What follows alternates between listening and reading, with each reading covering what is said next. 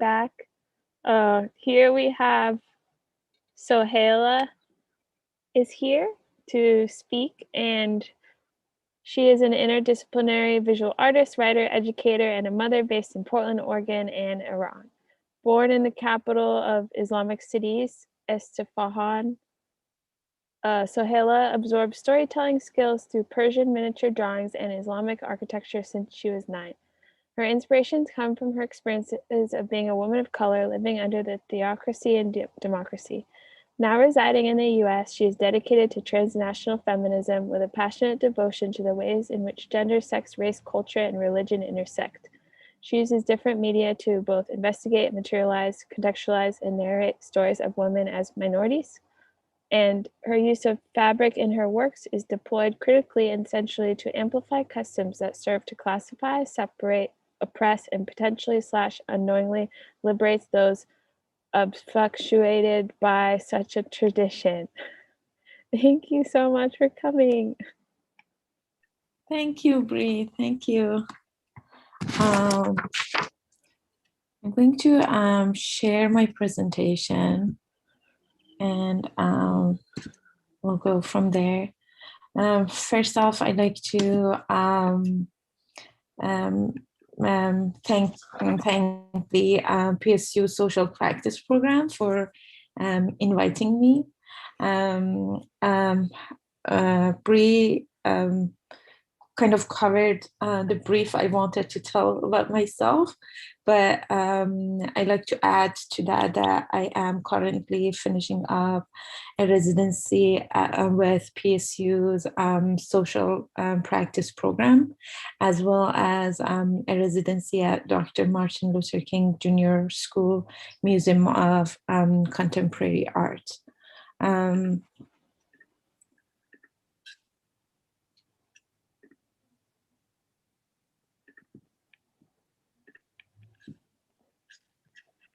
Okay.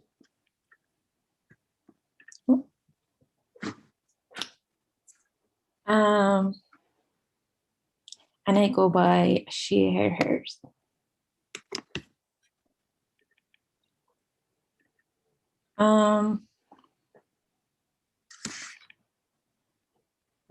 Through my visual practice, as it was mentioned, I narrate stories of lived experiences of Muslim women of color, visually and verbally. My practice is concerned with political weight within the context of historic marginalization based on gender in different cultures, drawing from the expansive conceptual train of architecture and its relationship to religion. I think through how segregated spaces that are the results of religion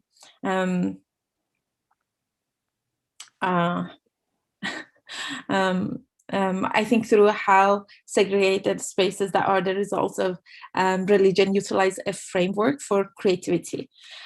During my presentation, I will focus on motherhood as a gender space that is highly private.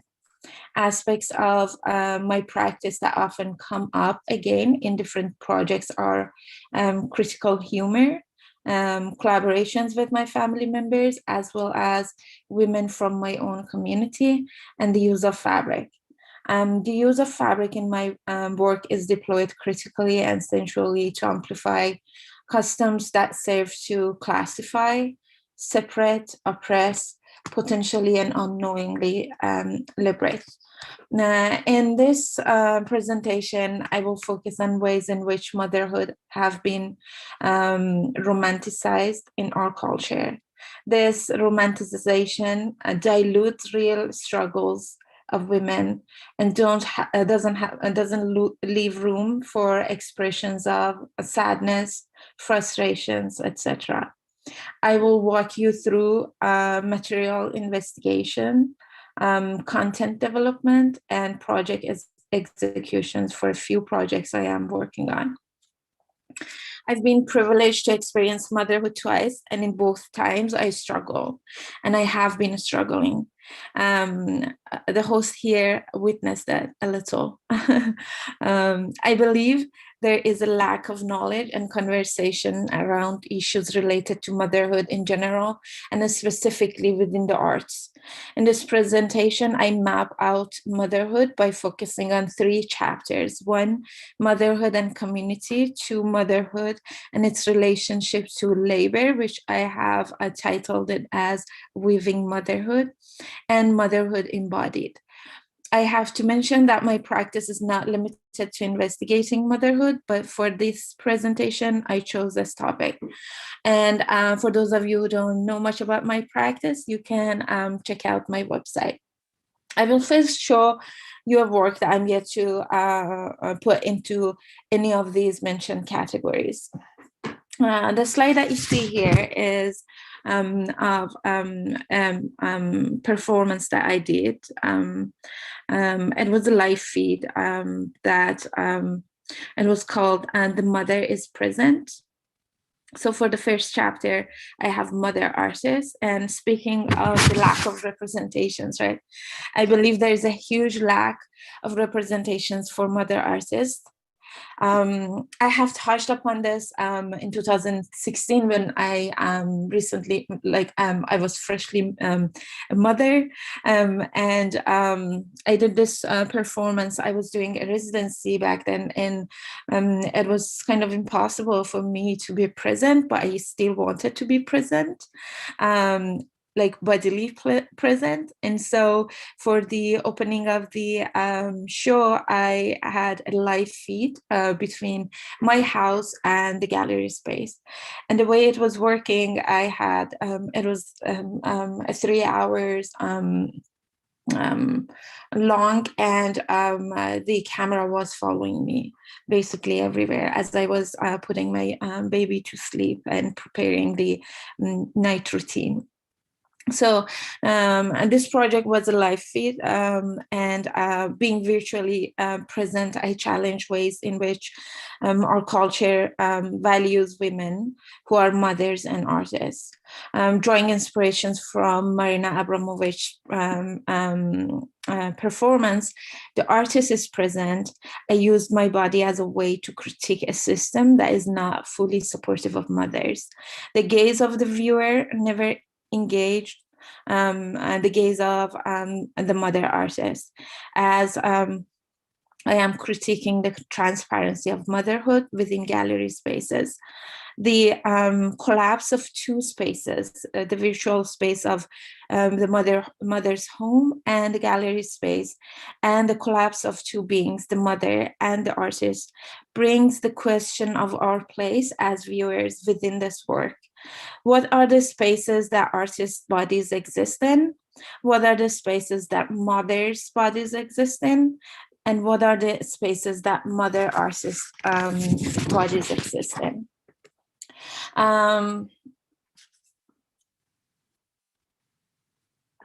So recently I had my daughter, and once again, my brain has been so occupied with my identity as a mother artist.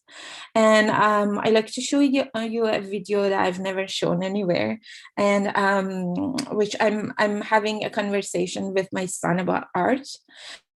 He's the artist and I'm the moderator. Our roles simultaneously changes from mother to artist, son to artist, artist to mother artist. Let me share with you the video.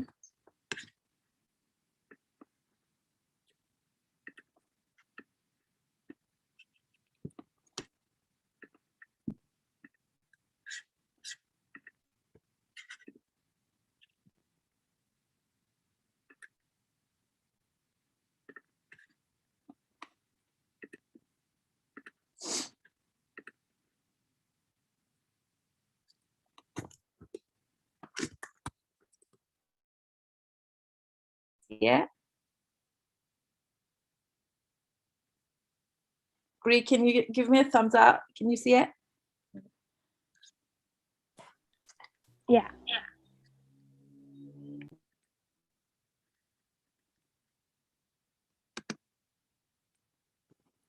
the other that you presented at Whitney was this one. Can you talk about this piece? This piece. In I believe the collection is called Beach Boys. Yes. Yes. So you've been inspired by music, and you've been playing music since you were 4, right? And oh, gentle. And so, can you talk about this piece in how you presented both of these works with me?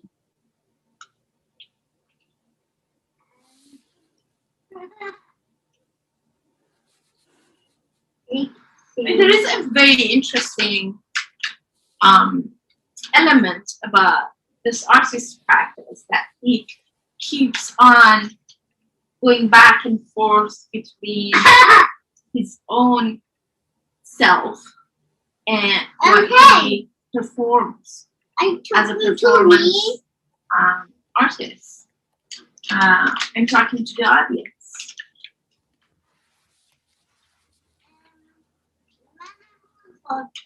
Yeah, I mean, this is your talk. Why don't you start talking?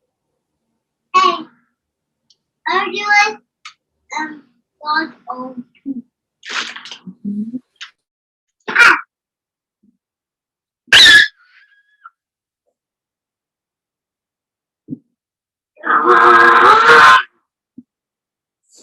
So, what have been your experience with Whitney? If you can talk a little about your choices for Whitney. I don't need to read. Yes. So can you talk about these? And you have a bruise on your face, and I'm old. And I'm just wondering if you're okay. Okay. Yeah, again, you're walking out of your own talk. So there are confusing elements, which adds the element of surprise, right? I don't know what to expect, and that makes it very interesting. Yes, very interesting. Absolutely.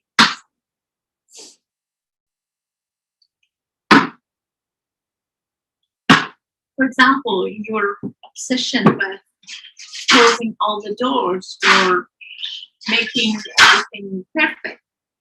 Are you a perfectionist? Yeah. You are.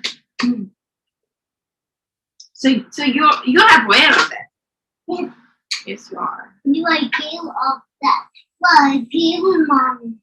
And daddy is a boy daddy. And I am a boy only. I am a boy. So you also talk about identity. So I will give Your identity as I can see you more. a little man. Hey, I can see you. You want to see my work? I mean, you can look it up and see my work, but we're here to talk about your work. I don't have it. You don't have work. I will. Yeah, and we're here to see your work. Sorry.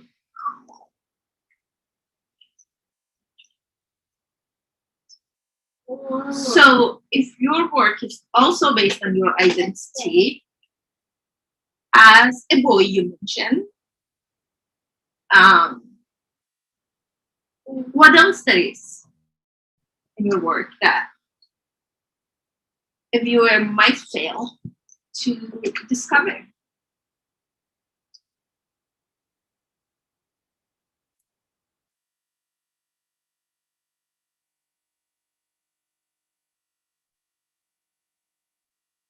No. So are you answering me by making things, making sculpture? Oh no. So what is this that you're doing? This is a holy classic. Yeah, I will see it. I want to see it and show it to the audience. Can I show it to the audience? So you're making this, huh? Yeah. And that one, can I see that? And a ready-made object. Hey, Yeah. say to the video. Sorry? Listen, Chigofti, talk to the video. talk to the audience. Sure. I think it was our time. Thank you so much. That was our time. And we're going to talk about this artist sport more in future. Stay tuned. Make sure you subscribe, like us, and follow us. Don't try to follow on making it train. Right. Make sure you don't follow us on trains. Make it good sign that you would 865 a train, right? Make it a good sign. Oh yes, and the light 186. Okay, I'll stop my share. There. I'll go back to my presentation and share that one.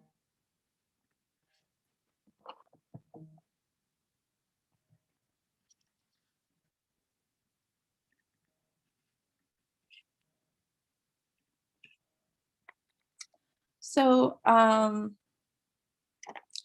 so I'm not sure where I'm going with this video, but it attracts me in a way that I think my role again constantly changes from being a mother, being an artist, being a moderator, and it is humorous, and I think it pokes fun at the whole art world in an interesting way. But I would be interested in hearing from you guys after this talk is over. Weaving motherhood. This is a project in which I explore the relationship between motherhood and labor. I use craft as a way to examine the relationship between motherhood, childcare, and labor. It is, of course, unpaid labor, right? Craft as knowledge and women who behold this knowledge historically. I've been thinking about what sort of phrase best describes mothering. And to me, that is microwaved coffee, right? Rebecca, you know that, right? um, so God knows how many times I microwave my coffee during the day, and I still fail to finish one cup. In this project, again, I think about the word labor, labor as in labor of making of the home, labor of bringing bringing kids to this world, labor of raising kids, as well as making of craft. So, what I'm thinking about is using baby clothes that are stained or not, and keeping the shape and colors of each item intact. I overlap fabric without cutting to create a text that reads microwaved coffee. My plan is to use a darker background for this, and a lighter clothing and fabric for the text. I have here an example. It's not going to be the same size because the size I'm thinking about is a really large banner, about 2 feet tall and wide. And so, perhaps I might have to use 2 or 3 items for each leather. But that is basically the plan for this project. A motherhood embodied. So motherhood is an experience that engages the body and the mind in the most intense way. It is very draining, and again, unfortunately, conversations on dark side of motherhood is very limited. I explore the female body as a private space that not only sexuality is assigned to, but also expectations are put upon. In this project, I bring to light and out into the public images of female bodies that are rarely shown and celebrated. This series of images aim to celebrate motherhood that is felt from inside and outside. Uh, Here I have this example. My plan is to take at least five photos of women's bodies and the after effect of birth, at least on the outside. And I want to screen print them onto very large and make them very large. And each image will be at least a feet tall and wide. And the next step is to use craft. There's a specific form of craft that we don't have here in the US, and it's called cermet. Um, uh, I've seen traces of it in India, but mostly in Iran. So there are threads that are made of metal, and they come in different colors, mostly in gold and silver. And I plan on using the gold version. And this is technique that not many people know. It's very ancient, and I have been privileged to know it, and because my mom knows it, and my mom learned that from her mother, and her mother learned that from her mother. So my plan is to sort of either amplify the lines and the what do you call them? The cracks on the body.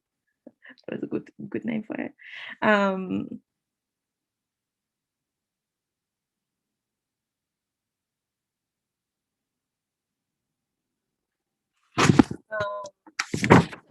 my plan is to sort of go into every line that you say is white here, and use this technique to either give it volume or to sort of amplify it.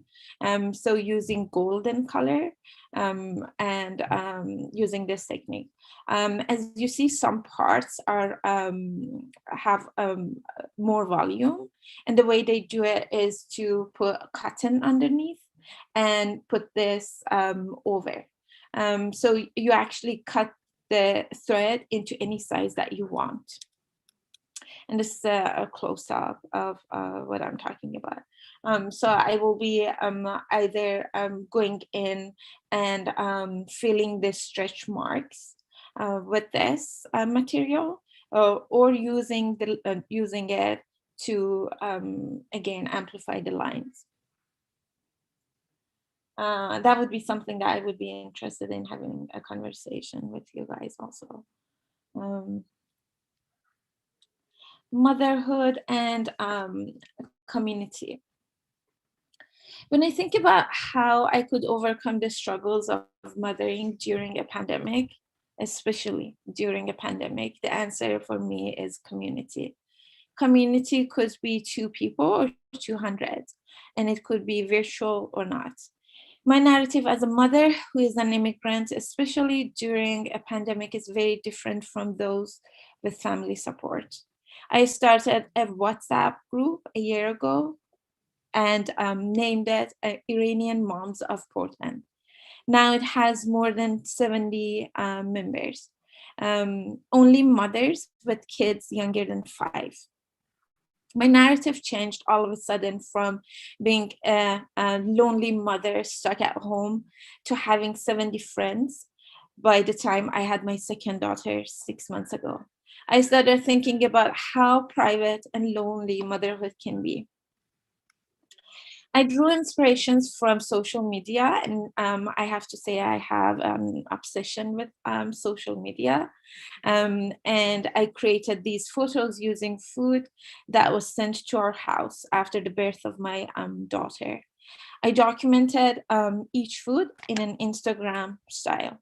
The idea of communities, and especially communities of exile and immigrants, and their role in shaping each other's narratives as mothers is what I aim to create here.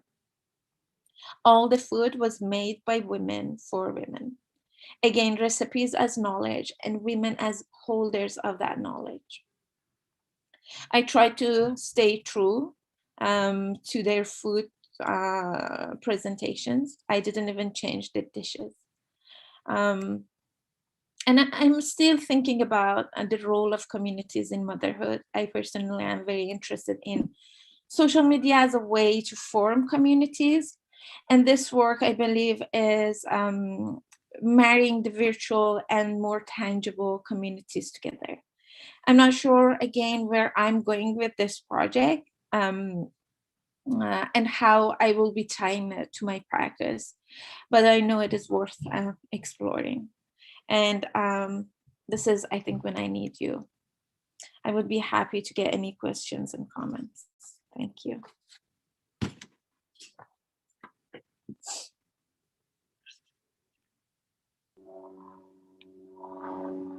Thank you so much, Soheila. So yeah, if anyone has any feedback for her or any questions, now's the time. Hi, really, really amazing presentation. There was a couple of things that kind of stood out to me during your presentation. The one was the pause when you mentioned the microwaving coffee.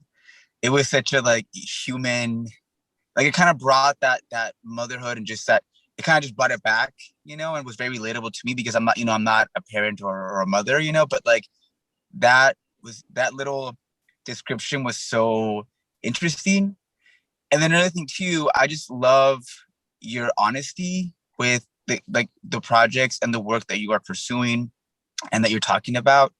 There's this level of honesty, when you mention like the motherhood, and I think about my mother and seeing her journey as a mother, as now and as a child, like this, you really break it down in a very honest way, and it's not the kind of like the whole romanticized ideas of what motherhood is. So I think that like your approach and how you describe these projects and your curiosities is very refreshing, because there's a whole level of honesty that is so interesting to me, that I think is so powerful. Thank you. Yeah, I'm being vulnerable for sure. Thank you. Hi, Soheila. This is Lisa. Hi. I was curious if you could talk about, I really loved listening to the audio of you trying to have an interview with your son about work. And I've always been very interested in the ways that you have collaborated with your mother. I'm curious how you felt after that interview with your son, what it's making you long for in the future, or if it makes you recall any moments of collaborating with your mother. Absolutely. I just want to make sure that you guys saw the video. It was a video. No. It might, for me, it was audio, but I saw still, so I could see him in an artwork as well. It may have been different for other folks because I'm right. No, it seems many people direct messaged me and said they couldn't see it, the video, but it was a video, but the setup still was the same. So we were having this conversation in front of his paintings. Yeah, I mean, I shot this just, it was a day that I was like extremely bored at home, and you saw my face, I was like exhausted that day, and all of a sudden I was like, let's do this. And we started shooting this, and I just kept it, in my drive and never visited back. And for this presentation, I was like, oh my God, this is the video that I shot, and I think there's so much potential in it. And I looked at it again, and it felt like real, in different ways. It felt like, again, I mean, I appreciate that every time you bring this out, the collaboration between family members. And now, I mean, a collaboration between me and my son is just the perfect, way to continue this. I don't want to say trend, but continue this. Do you mind saying your question again? Oh, sure. I think I was just curious if talking to your son in this format, a type of collaboration with your child, made you think differently about what it meant to collaborate with your mom. And maybe not yet. I also, for me, because I was experiencing it as audio, it sounded like your daughter was also there, kind of distracting things. Right. and so I was just curious about how, as a mom now, how that makes you think or rethink about what it meant to collaborate with your own family members, your elders, as opposed to your children. Right. I mean, when it comes to collaborations, it's so odd because you keep on struggling with the idea of to what degree do you give room to other people, and if this is your project, to what degree the collaborator can change the direction of the project. And with this project, I mean, collaborating with my mother, she's an artist, and she to some degree listens to what I want, but then there are many parts that she decides. But with a 2.5-year-old, it was absolutely different. And he's 4.5 now. And okay. right, I would be interested in revisiting this with him now. He's very opinionated for sure, and challenges me for that reason to think about to what degree do I let him direct this conversation. But yeah, it absolutely is a different kind of collaboration. And they're kids now, and I'm thinking about in what ways we can collaborate. As of now, for example, my daughter's clothing is like one aspect that I can see her coming in to the picture in my practice, but slowly I'm sure they will get bigger and bigger, their stamps. Thank you so much. I was thinking about it because my mom always says, my father too, when they see me, they still imagine me as a 3 or 4-year-old, and so I was just wondering, and maybe from your own mother's perspective, what it felt like for her to be approached by you as an artist, as an adult, and now as a woman with your own children. Right. Yesterday I was having a conversation with her on this on the prints, and she gave me so many amazing ideas. She was like, there are these kinds of print blocks here that I can buy and send you. But again, she's not fully aware of the purpose and the goal of my practice. She's just enjoying the process. Thank you so much. I appreciate it. Absolutely. And I'm the youngest. I will always stay the youngest too. So I get what you're saying.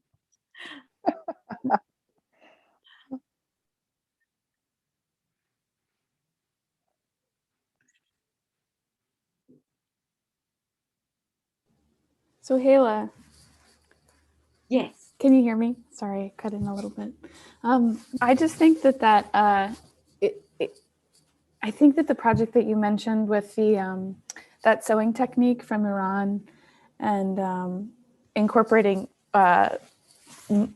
mothers' bodies into that style is really visually striking. And I'd wonder about the different ways you can incorporate story into that as well, and personal narrative, especially with what you're talking about with this conversation with your son, because you have this interest in his development and your interaction with his development. But I also wonder too, if in this other project you can talk to the women you photograph and speak to them about the ways that these physical changes and mental changes and personal changes have like helped them grow too. So that's just what I'm thinking about and looking at that beautiful image, an idea. No, absolutely, yes. I mean, I think by just looking at the image, it tells 1,000 stories, right? With all those, stretch marks. But of course, it would be very interesting to incorporate their, stories from, their narratives. Absolutely. Thank you.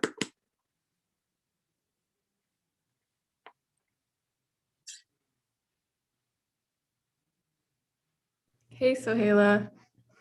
I wanted to ask you a question about the video and how you and your son were having this dialogue about work.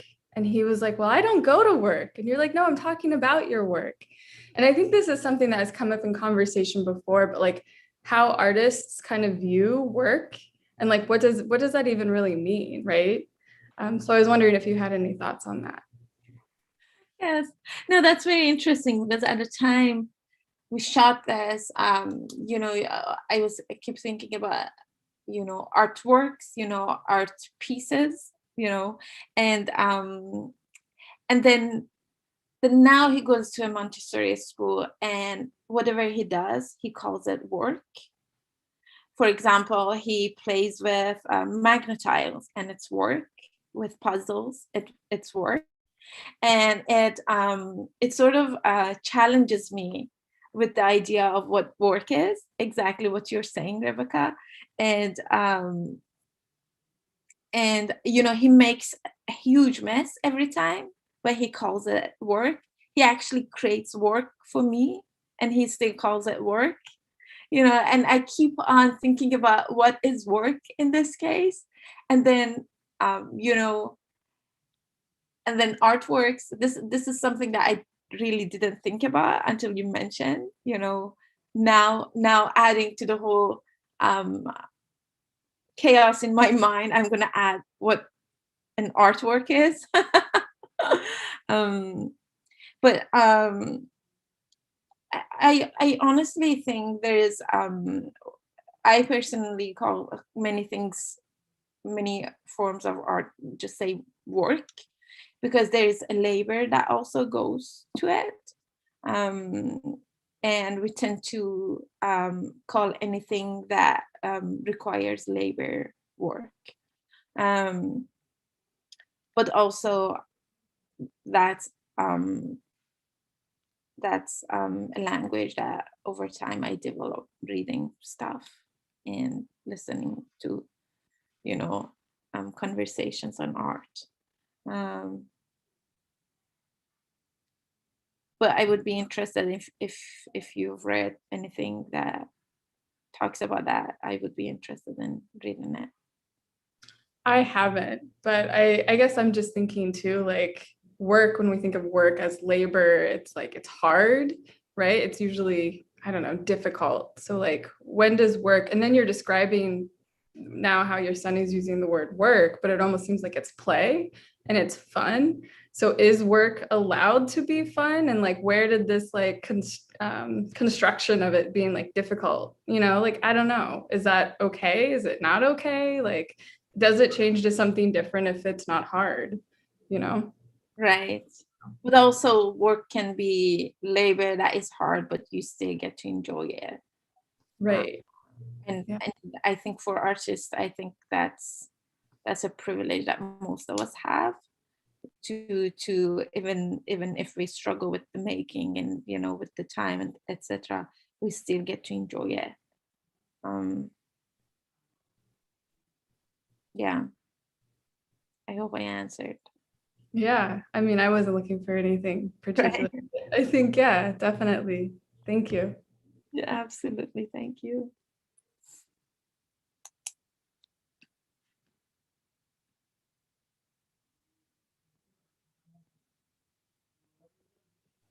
Does anyone else have any other questions or comments for Soheila?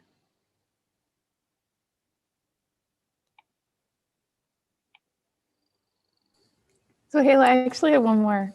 I remember at the beginning of our, when you first came to the program, we were talking to you about your mom's making of that, the crocheted piece.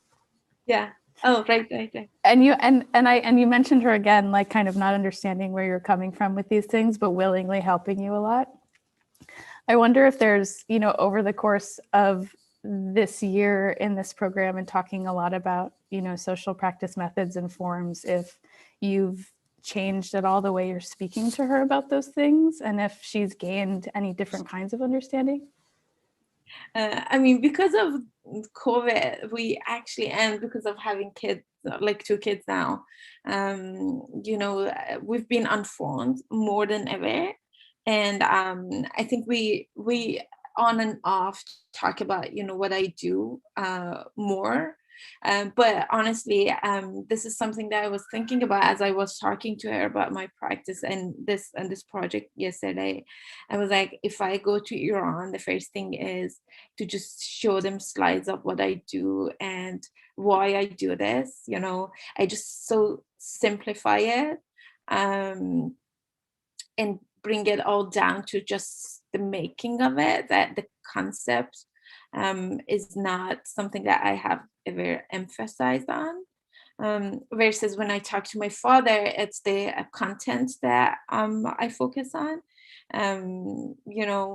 But my mom has ADHD and she has difficulties, focusing. And every time I try to talk to her about anything, halfway through, she's like distracted. So I have to find the best time. And one of the reasons that she's so perfect with, craft is that's the way that she can get focused. And so my hope is one day when I go home and she's knitting, while knitting, I just talk to her and tell her what's happening here. But absolutely, that's something that I keep on thinking about actually since starting this, these residencies.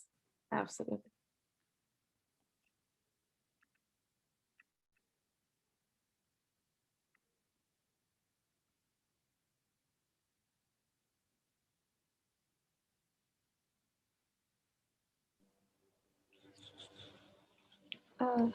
Thank you, Soheila. Is there any other specific feedback that you would like from anyone or anything we didn't cover? Oh, I think I'm just happy to be able to, finally share these. This, as Carlos mentioned, this is so personal and made me in a way uncomfortable. But this was a platform that allowed me to just get it out there and not be afraid, for being judged, etc. And get feedback. Absolutely, it was beneficial. Thank you. Yeah, it's really powerful and important work. So thank you. Thank you, Bree. Yeah, Harold, thank you did so you much. want to say something? Oh. Now I was gonna say, like, thank you. Like, I love presentations and I'm a huge fan of your work. So thank you so much for being vulnerable and again, just thank you for your honesty overall with the projects that you are pursuing and working on. Absolutely. Thanks for listening to me. I appreciate it. I appreciate having this amazing audience. Thank you. Thank you. So that wraps up for that episode. And next up, we have snack break after the